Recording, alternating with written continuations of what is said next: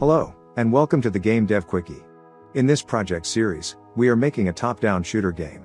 I will give you a quick overview of the new features I have made since the last episode. You can find the complete source code in the description. Let's get to the game. The player can lose now. Once the zombie touches the hero, the game resets. The zombies are more durable, having 2 hit points. The weapons have different damage values. The machine gun needs 2 hits to kill a zombie. There is a randomly generated ground tile map. You can watch episode 15 of the Quickie series to learn more. To give the player some goal, the zombies drop experience points when killed. The player has only 5 seconds to collect them, or it disappears. That forces the player to take higher risks, trying to get as much as possible.